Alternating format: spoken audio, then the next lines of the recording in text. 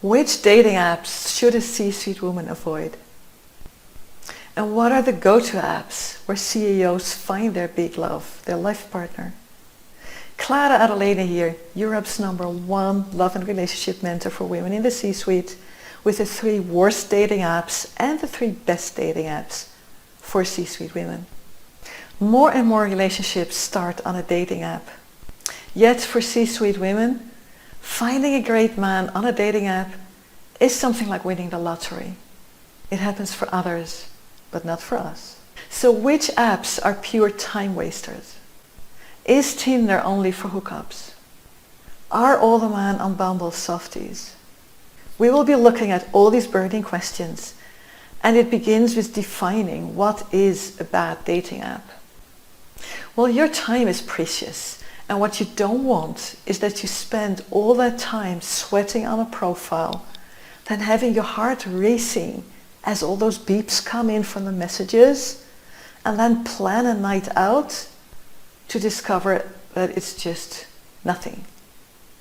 I speak to so many women, and the one complaint that comes back most often is there is just no good man out there. I'm not meeting them. And that is so frustrating.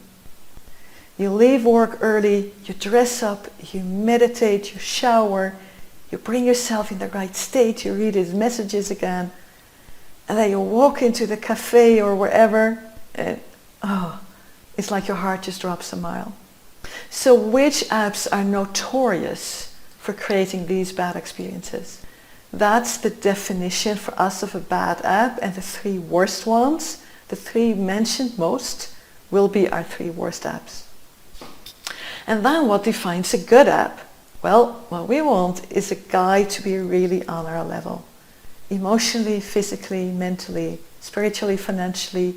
We want to be met. We want to feel that he's an equal partner to travel life with together, so that we can grow together and expand and grow and create even more impact while having this beautiful, intimate family life together.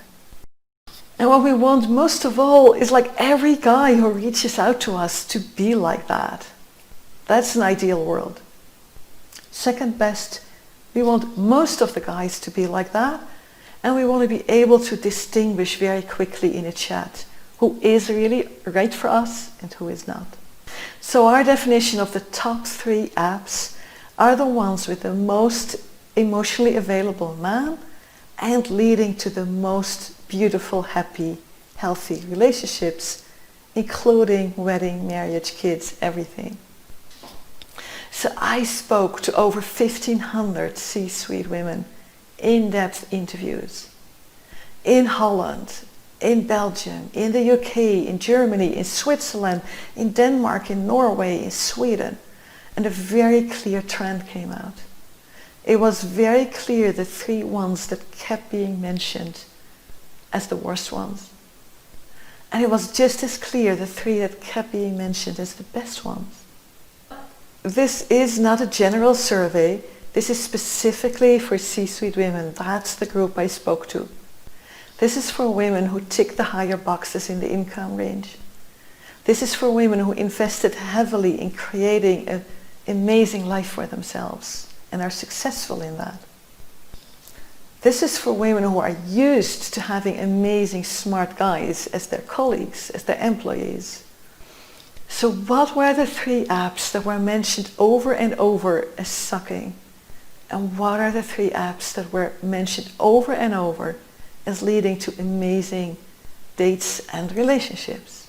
Where do these higher level women find their life partner, the one, the big love that they want to share their heart with, that they want to share their life with and start a family with? Is it the one that caters most clearly for the intellectual woman? Is it the one who puts women first? Is it the one who is just biggest and has the most people? The answers surprise me, and it may surprise you, so hang on as I will also explain it to you. The 3 worst apps mentioned most often as leading to disillusionment and bad, boring dates. 1. Tinder. 2. Bumble. 3. inner circle. So hang on, now it gets really interesting. The 3 best apps mentioned most often as leading to amazing dates and eventually where they find their life partner that they're really happy with. 1. Tinder. 2. Bumble. 3. Inner circle. And this is not a mistake. The same apps that show up as the worst apps are the same as the ones that show up as the best apps. You see, it's not the app. It turns out that the 3 worst ones, according to our definition, are exactly the same as the 3 best ones.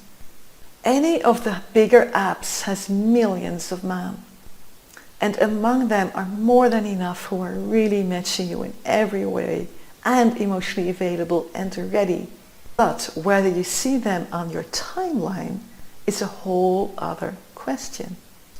And that does not depend on the app, that depends on you, and more specifically, your energy and your profile. So my clients turn bad apps into winning apps by working on their energy and their profile. And if you want to learn to do that too, watch my YouTube video, Can a C-Suite Woman Reach Out to a Guy on a Dating App? Because in there I have many specific tips on how to create a winning profile. You'll certainly find the link here below. Or if you want to really get action taking tonight, and I really suggest that, download my 7 secrets to a C-Suite profile. Link also below. And it's really like a quick guide guiding you through the process.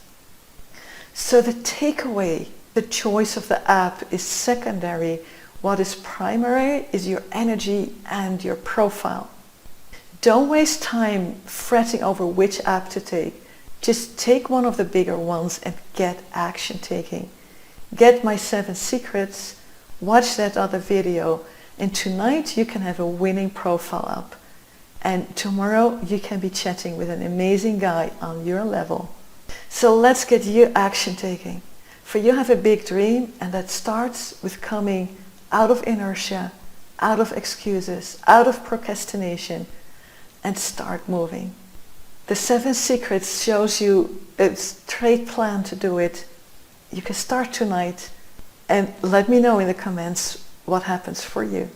Change your thinking, create a stellar C-Suite profile, and you start winning in dating and love.